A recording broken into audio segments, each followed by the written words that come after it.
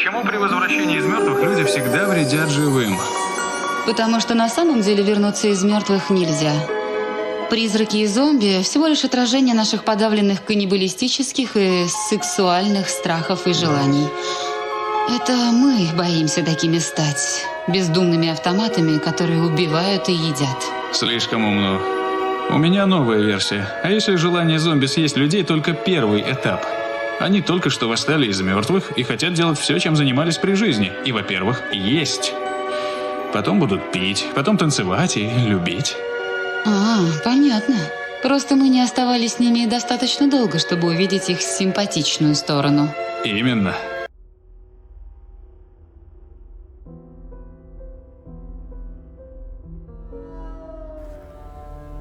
Темного времени суток вы попали в долину нежити. Наконец-то типизация подобралась к нематериальному разделу. За спиной у нас уже больше половины осмотренных типов нежити, но и на этом мы не будем останавливаться. Собирайте кости для своего голема, приятного просмотра. Безмолвные – тип духовной нежити, который развивается случайным образом из эктоплазмы по прошествии долгого времени. Они представляют из себя еле заметных силуэтов с нечеловеческим оскалом и длинными руками. Нижняя часть тела постепенно растворяется в воздухе. Их полупрозрачные тела пропускают сквозь себя лучи света, и через них можно увидеть окружающие объекты. Встречаются повсеместно, парят вокруг безлюдных и заброшенных мест, издавая легкое фоновое жужжание. Этот звук похож на бурчание и стоны умерших. Но безмолвные становятся совершенно бесшумными, когда замечают кого-либо в округе. Именно из-за этой особенности и были названы такие сущности. Не стоит думать, что безмолвные не опасны и не смертоносны. Их касания вызывают парализующий временный эффект, но лишь для тех существ, что потревожат безмолвных с намерением причинить им вред. В остальное время они не имеют агрессивного настроя. Даже если напасть на безмолвных, те не смогут быть повреждены, так как не взаимодействуют с существами или объектами материального мира. Их нельзя развеять простыми заклинаниями и оговорами, но можно подавить и растворить сильными магическим или реликтовым оружием. Не было зафиксированных случаев разумного контакта безмолвных с окружающими живыми и восставшими. Хотя предполагается, что безмолвные обладают разумом, по крайней мере способны проявлять признаки разумного мышления. Это очень обширная категория, к которой относится все, представляющее из себя отпечаток личности одного умершего. Духи крайне разнообразны, и все же их объединяет один определяющий признак. Все они когда-то существовали в материальном мире и обладали высокими амбициями и неординарными навыками. Теперь же их физическое присутствие утрачено, однако их сущность и влияние сохранилось. Духом может стать также предмет или событие. Однако сила духа не способна отпустить их к вечному потоку энергии, задерживая духов в материальном мире, пока те не закончат свои деяния. Дух – это нежить, не имеющая тела, которую можно видеть. Сущность субстанции объясняется и представляется по-разному, в зависимости от восприятия зрителя, видевшего дух в конкретном месте. Иногда такая нежить может быть видима только время от времени по своему желанию или при определенных условиях, например, при свете магических предметов. В случае с редкими реликвиями, вызывающими определенного духа, последнего может видеть только один или несколько человек, а для других сущность остается невидимой. Во всяком случае, невидимость не отнимает у живых существ ощущение стороннего присутствия. Проявляется чувство дискомфорта, холода и легкого порыва ветра с ощущением прикосновений. Дух может иметь очертания человеческой фигуры, а может представлять в виде сгустков света или других бестелесных объектов. Также дух можно заметить в отражении зеркальных поверхностей разных предметов, будь то обычное зеркало или зачарованный предмет со стеклянной структурой, выполненный специально для заточения духовной сущности.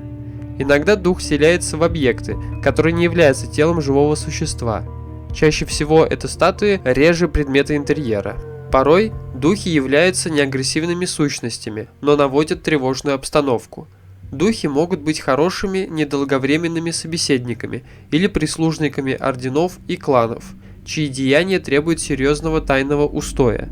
Дух может стать персональным помощником или фамильяром, но союз с духом должен быть подкреплен определенными ритуалами, так как связь с духом против его воли не может остаться неоплаченным.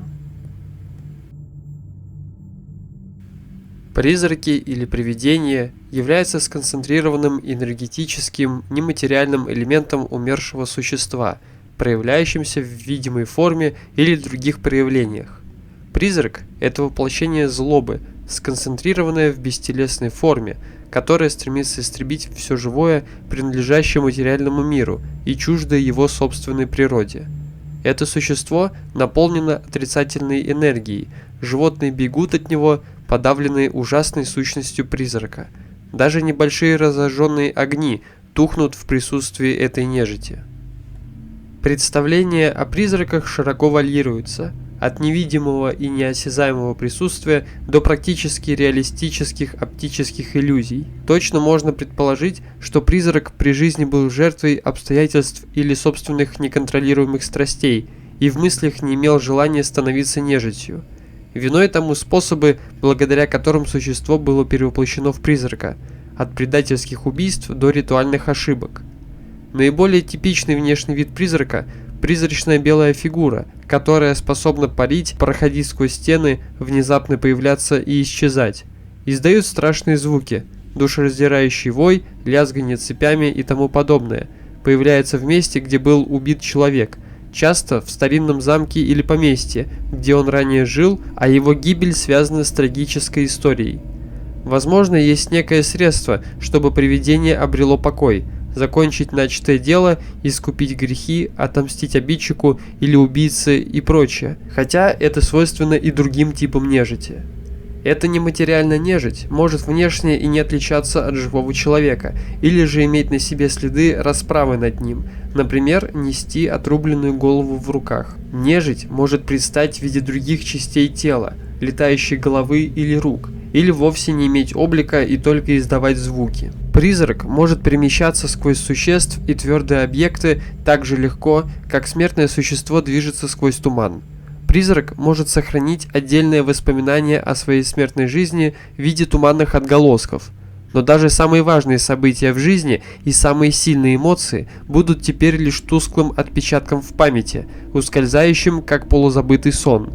Призрак может на мгновение застыть, увидев что-то, что восхищало его при жизни, или умерить свою ярость, признав прошлую дружбу.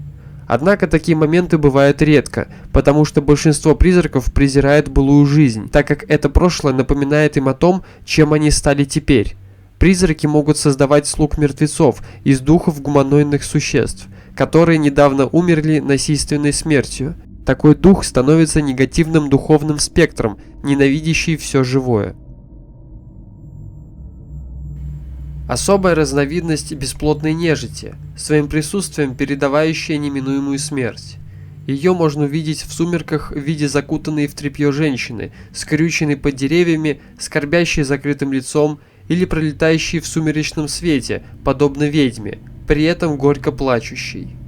Внешний вид в описаниях от разных путников разнится, от уродливой старухи до бледной красавицы. Иногда у банши имеются длинные развивающиеся волосы, они носят серые плащи поверх зеленого платья, их глаза отсвечивают зеленым зловещим блеском, пробирающим до глубины души.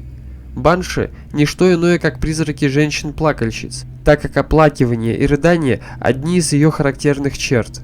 Призрачные банши умеют летать и любят поражать своих врагов мучительными звуковыми разрядами. Их нервирующие, нечестивые крики слышны на дальних расстояниях. Иногда банши принимают форму сладкоголосой девы, что умерла молодой, а неведомые силы дали ей некое задание – стать предвестником гибели своих родных.